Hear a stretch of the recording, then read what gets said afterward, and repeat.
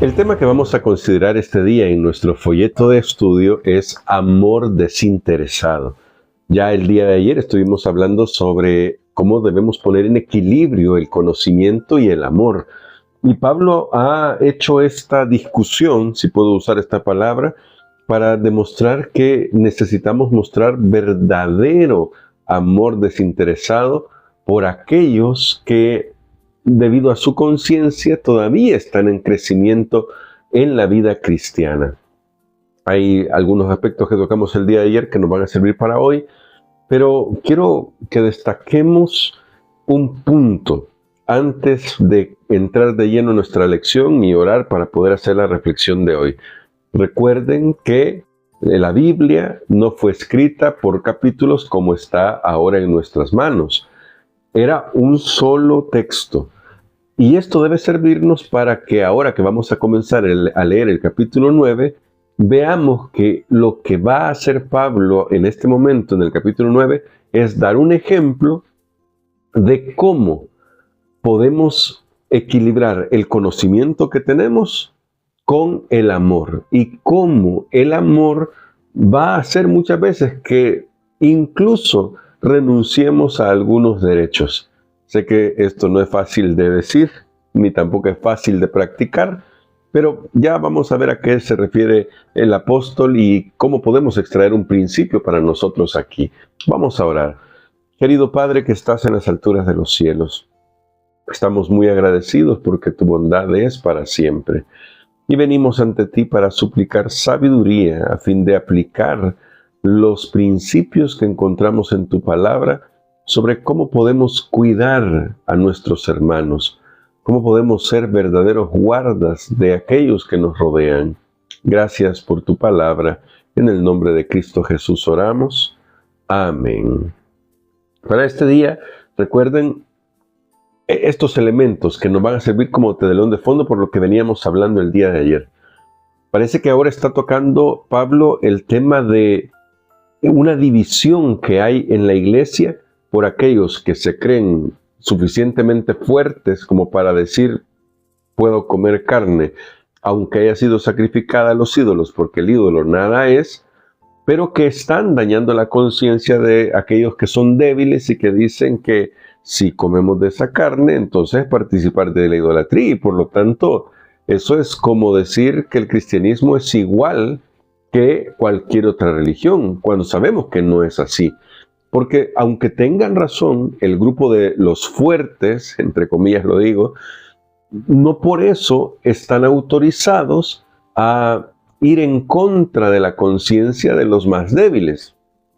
Y ya ayer nos planteábamos esto de, bueno, entonces no puedo hacer las cosas solo porque el otro no va a entenderlas, y tratábamos de poner un punto de equilibrio, ¿verdad? El punto de equilibrio es que no somos la conciencia de nadie, pero sí somos guardas de la conciencia de nuestro hermano. Sí debemos protegerla, cuidarla.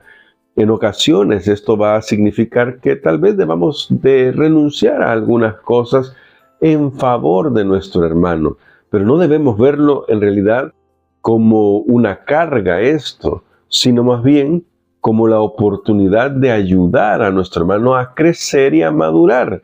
Tal vez cuando ya haya madurado puede entender lo que nosotros ya entendemos y entonces podamos disfrutar de algunas cosas en común que tal vez ahora no, porque no las comprende del todo. Estoy diciéndolo de esta manera muy general, pero con la intención de que lo vayamos aplicando a los diferentes aspectos que nos puedan servir, porque cada iglesia es diferente, cada iglesia enfrenta diferentes problemas con diferentes tópicos.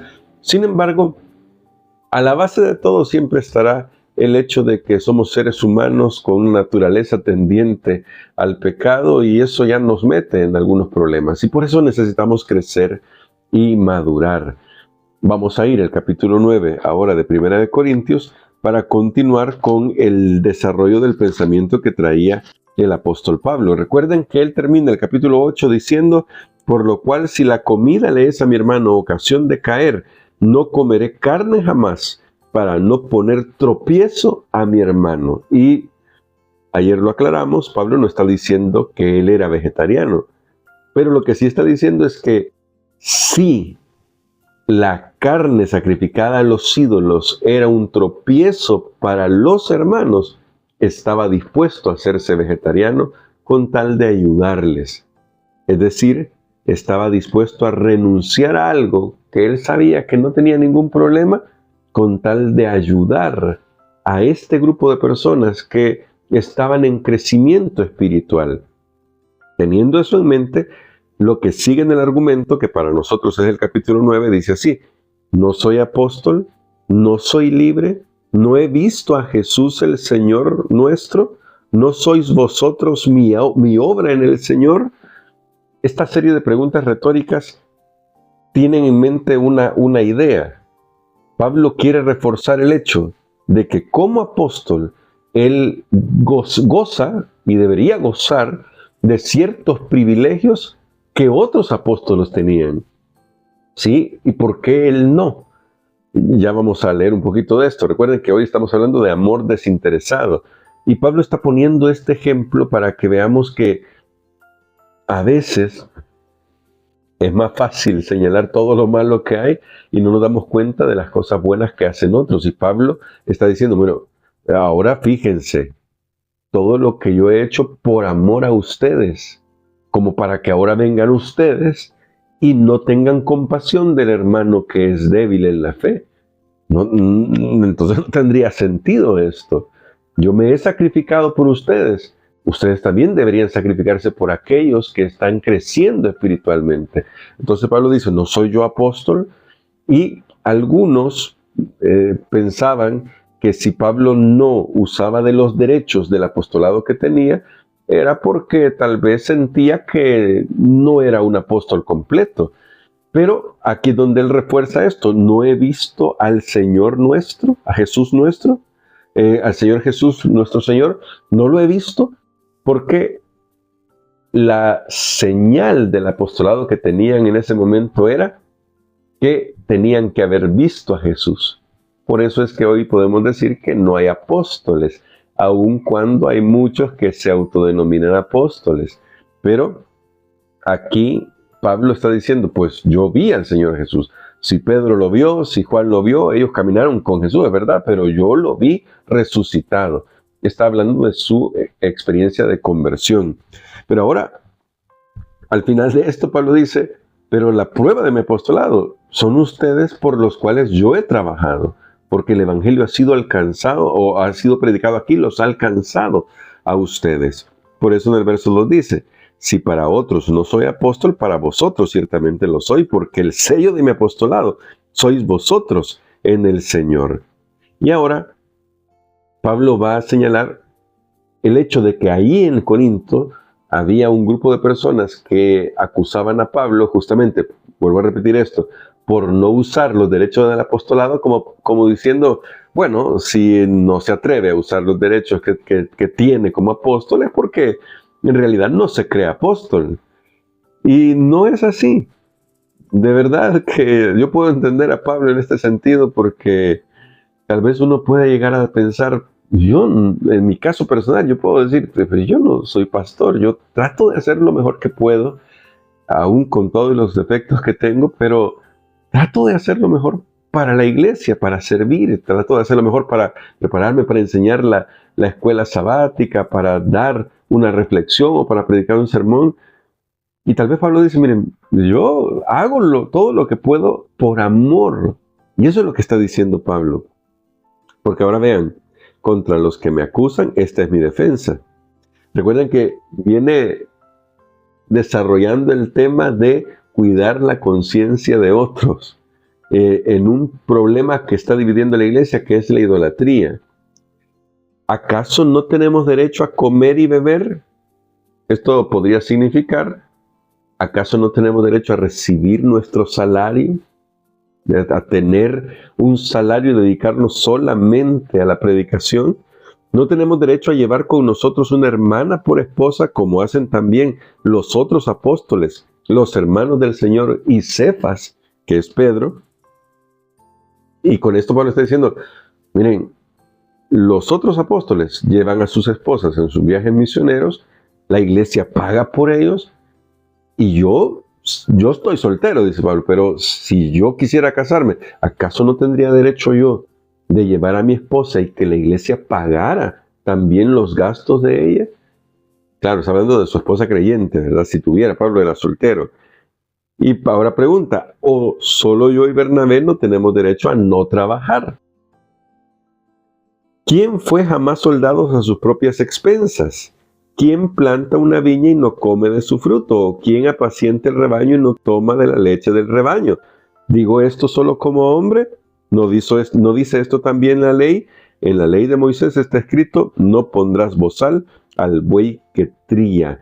¿Se preocupa Dios por los bueyes o lo dice enteramente por nosotros? Sí, dice el apóstol, por nosotros se escribió esto, porque con esperanza debe arar el que ara y el que trilla, con esperanza de recibir el fruto. Y me voy a adelantar unos textos para ir hasta este texto del verso 13 y 14. ¿No sabéis que los que trabajan en las cosas sagradas comen del templo y que los que sirven del altar participan? Así también ordenó el Señor a los que anuncian el Evangelio que vivan del Evangelio.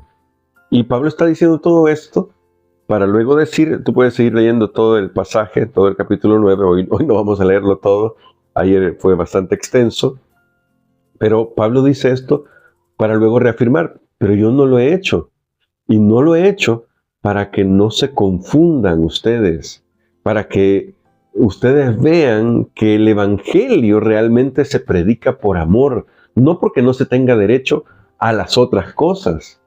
Porque claro que el apóstol Pablo tenía derecho, sino que lo que está diciendo Pablo es, todo lo que no quiero es que ustedes crean que el cristianismo es igual que el paganismo. Porque todos lo sabemos bien, en el Antiguo Testamento, en la ley levítica se estipulaba que los judíos, los sacerdotes judíos participaban de los sacrificios. Eso también lo hacían los sacerdotes paganos. ¿Cuál era el problema ante la sociedad?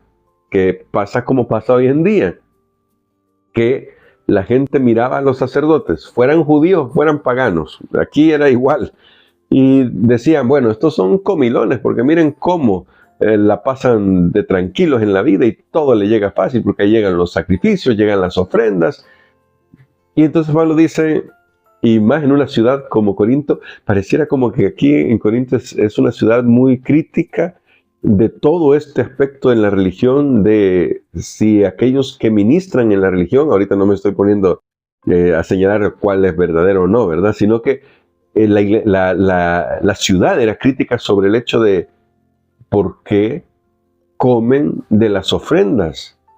Y entonces Pablo dice, es un derecho.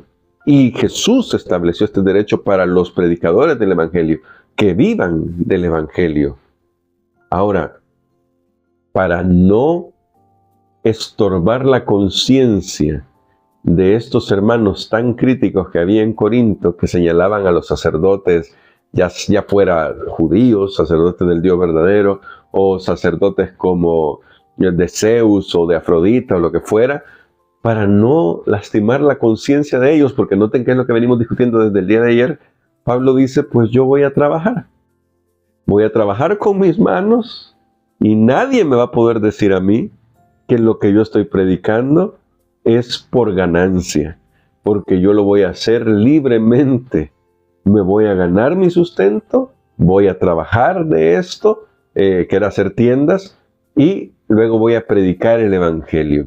Claro, notamos que en el tiempo que pasó, completamente el tiempo que pasó, ahí en Corinto hubo un momento en que Pablo dejó de trabajar para dedicarse enteramente a la predicación, pero aún así quien lo sostuvo seguramente fueron Priscila y Aquila, ¿no? U otros, con quién sabe, o Silas, creo que ahí ella estaba con Priscila y Aquila.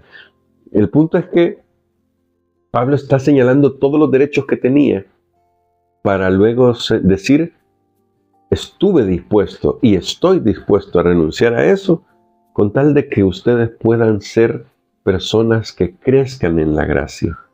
Estoy dispuesto a esta renuncia para que ustedes no se confundan, para que ustedes no tengan un concepto equivocado del Evangelio. No porque no fuera correcto recibir un salario. Y de nuevo, pasa como hoy en día. Yo sé que a veces aquellos que finalmente recibimos el llamado y tomamos la decisión de servir al Señor a tiempo completo, somos objetos de señalamientos de los de fuera, pero es más triste cuando es de los de adentro también. Y Pablo está diciendo que aunque tiene ese derecho, él está dispuesto a renunciar. Esto es un llamado para aquellos que somos líderes, ¿verdad? Estaríamos dispuestos a seguir predicando el Evangelio, aunque no recibiéramos un estipendio por ello. Aquí tal vez voy a ser como Pablo. Por la gracia de Dios, yo llegué tarde al llamado de ser pastor. Gran parte de mi vida tuve que ganarme la vida con las manos haciendo muchos trabajos, diferentes trabajos. Y por la gracia de Dios, Dios me bendijo en todo eso. Y en todo eso pude serle fiel en sus diezmos y ofrendas y pude servir siempre a la iglesia. Dios me dio el privilegio de ser maestro de escuela sabática desde que tenía 12 años.